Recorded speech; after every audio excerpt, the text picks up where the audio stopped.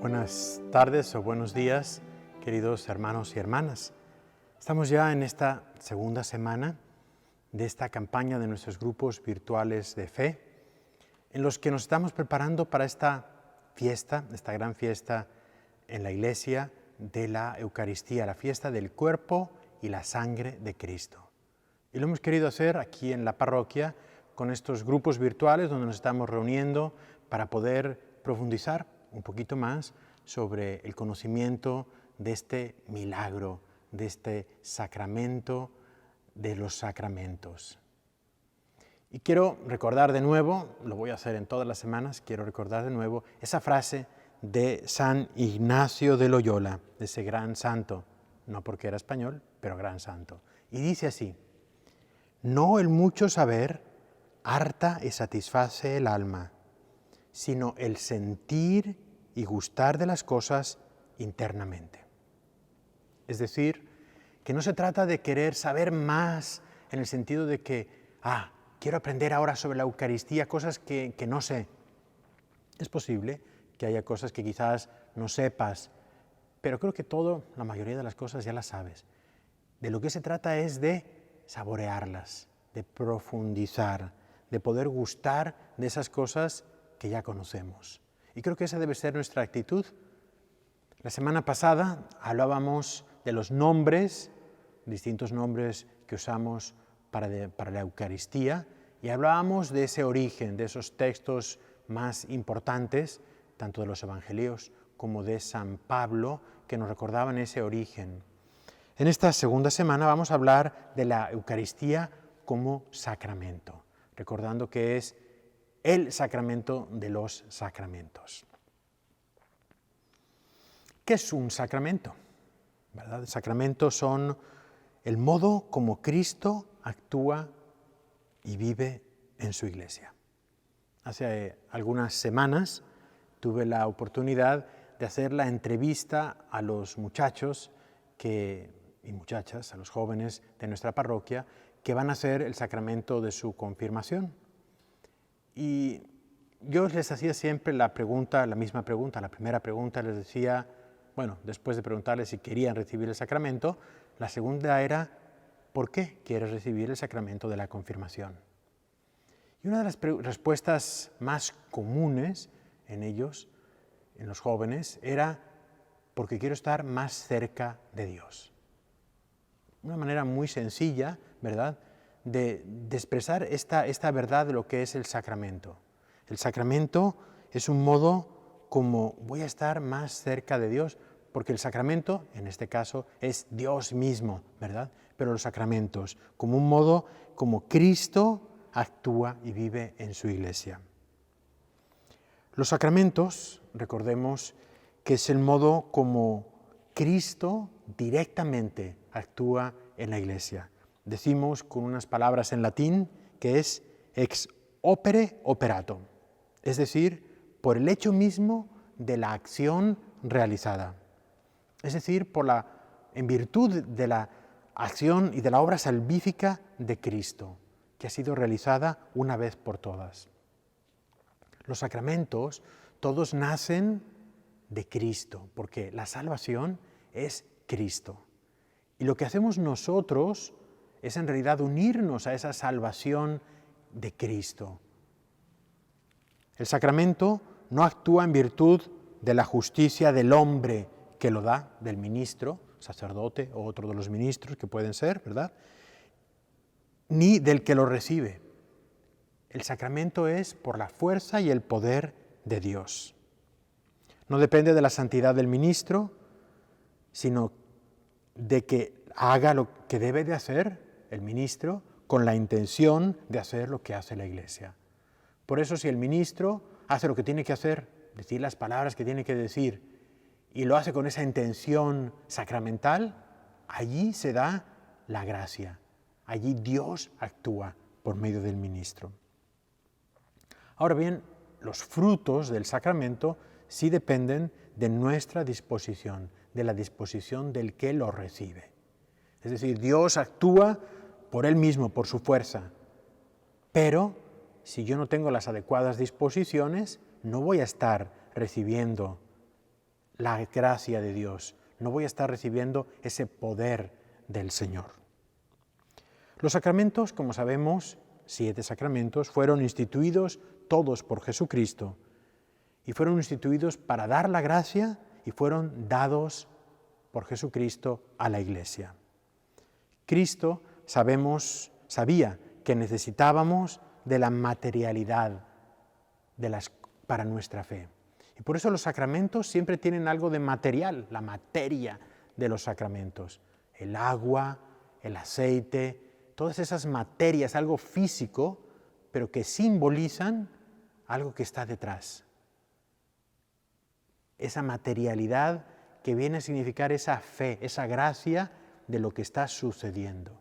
Cristo quiso dejarnos esa materialidad de los sacramentos para que nosotros ahí pudiéramos asomarnos por medio de eso a la fe, por medio de la fe, a la gracia de Dios, al poder de Dios.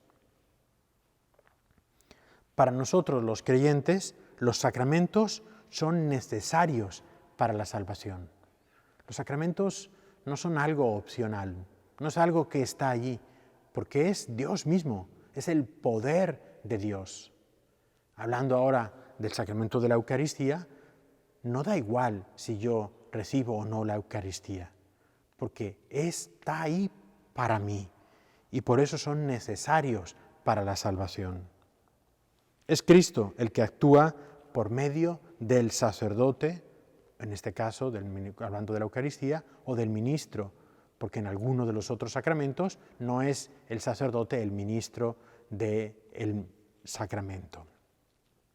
En todos los sacramentos hablamos siempre de la materia, de la forma y del ministro. Veamos esto en el caso de la Eucaristía. En el caso de la Eucaristía sabemos que es el sacramento por el cual el pan y el vino se convierten verdaderamente en el cuerpo y la sangre, el alma y la divinidad de Jesús. ¿Cuál es la materia que usamos para eso? Es el pan, en el caso de nuestra tradición latina, el pan sin levadura, ¿verdad? O el vino de uva, puro vino de uva. ¿Cuáles son la forma? La forma son las palabras que dice el sacerdote, las palabras de la consagración.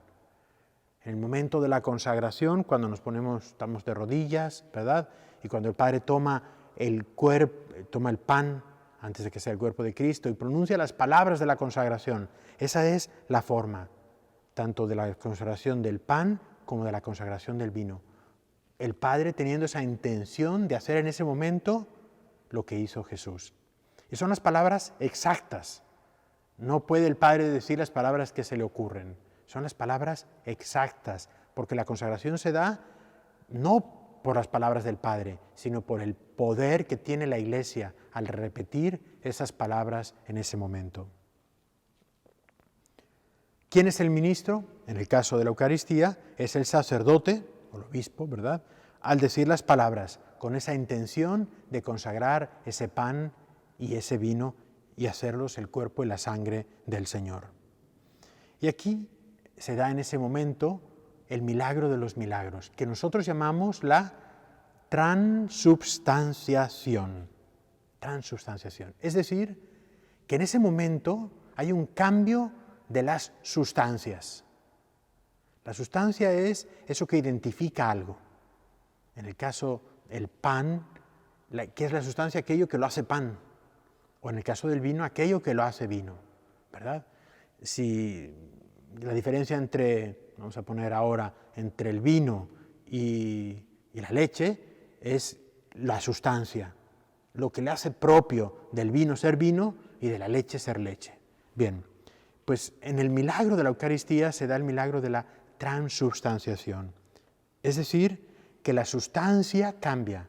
Ya no es pan, ya no es vino. Ahora es el cuerpo y la sangre de Jesús, bajo la apariencia externa de pan y de vino. Pero ya no es pan, ya no es vino. Algunas veces pensamos, o algunas veces escucha uno personas que dicen, vengo a comer el pan. No, es que no es pan, este es el cuerpo de Jesús. Y por eso el sacerdote, cuando te va a dar la comunión, te dice, el cuerpo de Cristo. Y la respuesta que debemos decir es amén. Por cierto, esto me sirve, ¿verdad?, para recordar, ese es. Incluso ahora cuando tenemos máscara, también podemos decir amén. ¿Sí? Hay personas que no dicen nada. Hay personas que dicen, gracias, Padre. Hay personas que dicen, no, amén, creo. Amén es decir, así sea. Este es el cuerpo de Cristo. Afirmo que es el cuerpo de Cristo, que no es pan o que no es el vino. Y es por eso, queridos hermanos, por ese gran milagro, porque sabemos que es el cuerpo y la sangre de Cristo, que tenemos estas iglesias tan hermosas, porque están hechas para albergar el cuerpo y la sangre de Cristo. Las iglesias, lo bonitas que son, lo costosas que pueden ser, una iglesia como la nuestra, con mármoles, con estatuas, con el sagrario, con objetos plateados y dorados. ¿Por qué? Porque es el cuerpo y la sangre de Cristo, es el gran tesoro que tenemos. Es de verdad el cuerpo y la sangre de Cristo, no es un pedazo de pan o no es un poco de vino el que estamos albergando. La Eucaristía es ese nuevo maná. Recordamos en el Antiguo Testamento al pueblo de Israel, ese pueblo de Israel que ha sido liberado de la esclavitud, que ha pasado el Mar Rojo y que está en el desierto. Y allí en el desierto, después de que se le acaban las provisiones, murmuran contra Moisés, contra Aarón, y dicen, ojalá Yahvé nos hubiera hecho morir en Egipto. Allí nos sentábamos junto a las ollas de carne y comíamos pan en abundancia. Ustedes, en cambio, nos han traído a este desierto en que todo este gentío morirá de hambre. Pero Yahvé, estoy leyendo del libro del Éxodo en el capítulo 16, pero Yahvé dijo a Moisés, yo les haré llover pan del cielo, que salga el pueblo y recoja lo que necesita para cada día. Y voy a probar si se ajustan o no a mi enseñanza. Salto un pedazo, sigo adelante y dice, Yahvé habló a Moisés diciendo, he oído las quejas de mi pueblo, diles, por la tarde comerán carne y por la mañana se saciarán de pan. Así sabrán que yo soy Yahvé, el Dios de ustedes. Aquella misma tarde llegaron codornices que cubrieron el campamento. Y por la mañana, en torno al campamento, había una capa de rocío. Al evaporarse el rocío, apareció sobre el suelo del desierto una cosa menuda, como granos, parecida a la escarcha. Cuando los israelitas vieron esto, se dijeron unos a otros, maná, o sea, ¿qué es esto? Pues no sabían lo que era. Y Moisés les dijo, este es el pan que Yahvé les da para comer. El maná, ese pan que Dios dio por 40 años al pueblo de Israel mientras eran peregrinos en el desierto. ¡Qué milagro tan grande! Imagínense que todos los días, este era un milagro de todos los días el pueblo se levantaba en la mañana y al despertar recogían afuera del campamento ese maná, que llamaban ellos, ese ¿qué es esto?, ¿verdad? Ese grano con el cual podían hacer el pan. Un milagro, todos los días vivían en el milagro. ¡Qué maravilla!, ¿verdad? El poder decir, mañana a estas horas va a haber un milagro. Y ahí estaba el milagro, el pan, donde ellos estaban. No era algo que estaba en todo el desierto. Estaban en el desierto, estaban en medio de la nada. Y te aseguro que no hay nada en ese desierto. Si algún día tienes oportunidad y vas al desierto del Sinaí, te aseguro, yo he estado allí, que no hay nada. Y allí encontraban lo que Dios les daba cada día. Bien, la Eucaristía es ese nuevo maná, ese milagro que Dios nos hace enfrente de nosotros, enfrente de nuestros ojos, cada día, que nos da su cuerpo y su sangre cada día. En el libro de la sabiduría Salomón dice: a tu pueblo, sin embargo, le distribuías el alimento de los ángeles. Le enviabas desde el cielo incansablemente un pan ya listo, que tenía en sí todos los sabores y se adaptaba al gusto de cada cual. Ese alimento demostraba tu ternura por tus hijos, ya que respondía a los deseos del que lo comía y se transformaba en lo que quería cada uno. Y eso es también para nosotros la Eucaristía, un pan que se adapta a nosotros, un Cristo que viene a nuestras vidas, un milagro de todos los días. Y aquí quisiera hablar un momento sobre los milagros eucarísticos, ¿verdad? A lo largo de la historia de la Iglesia, ¿verdad?, en estos 21 siglos, ha habido muchos milagros eucarísticos. Los milagros eucarísticos normalmente es que ese pan y ese vino, ese cuerpo y la sangre de Jesús, se transforman en carne humana o en sangre humana, ¿sí? Ese es el milagro. Puede haber distintos milagros, ¿verdad? Pero normalmente ha sido ese. Y hay más de 100 milagros eucarísticos que están testimoniados y que están escritos y que tenemos testigos y testimonios, ¿verdad? Son un apoyo de verdad a nuestra fe, pero tenemos que tener cuidado en el pensar que por eso creo en la Eucaristía, ¿verdad? De hecho, en la mayoría de los milagros eucarísticos se da ante la duda, ante la falta de fe de alguien, sea del sacerdote o de alguien, ¿verdad? Y entonces, de alguna manera, se da ese milagro que le ayude a la fe de esa persona. Pero nosotros tenemos que recordar que nosotros creemos por la fe. Después de que terminamos las palabras de la consagración en la misa, dice el sacerdote, este es el sacramento de nuestra fe. Este es el misterio de nuestra fe. Es por la fe por la que creemos. A veces podemos estar queriendo motivos y podemos estar queriendo buscar en esos milagros, ¿verdad? ¿Por qué? Porque quizás nuestra fe no es fuerte. Recordemos que lo más importante es eso, es nuestra fe. También, además de esos milagros eucarísticos, se han documentado comuniones milagrosas, es decir, algunos santos, algunos beatos, que han recibido de una manera milagrosa el cuerpo y la sangre de Jesús. Pienso, por ejemplo, en la beata Imelda Lambertini, una niña, ¿verdad?, que es de hecho la patrona de los niños que hacen la primera comunión.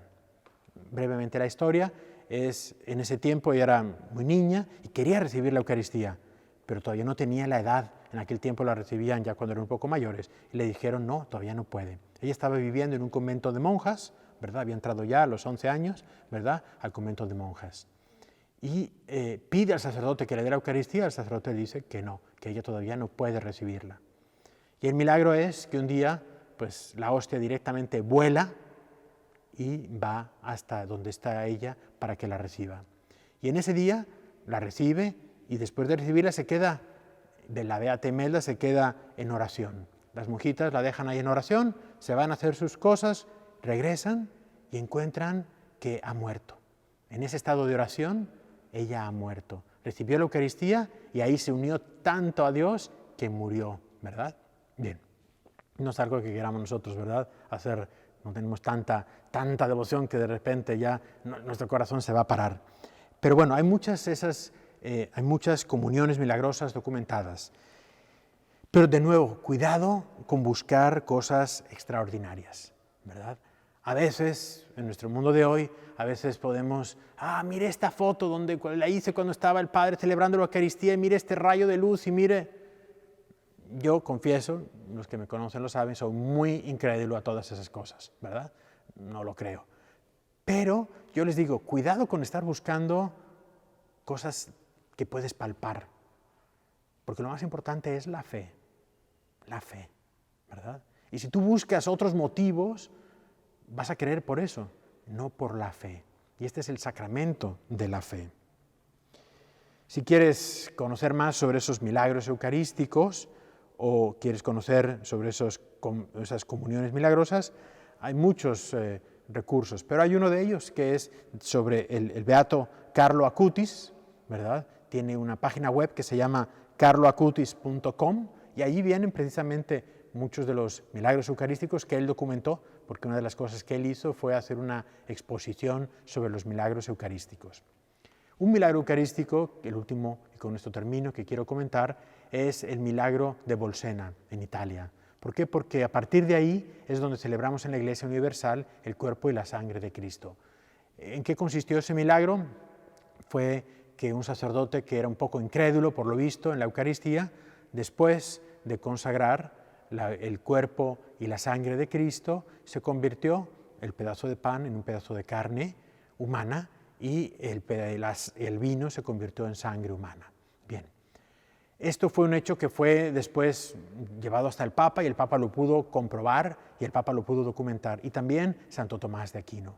Y ahí el Papa pide que haya una fiesta para toda la Iglesia Universal sobre el cuerpo y la sangre de Cristo, ¿verdad? Y hoy por hoy todavía, algunos de esos milagros todavía están ahí.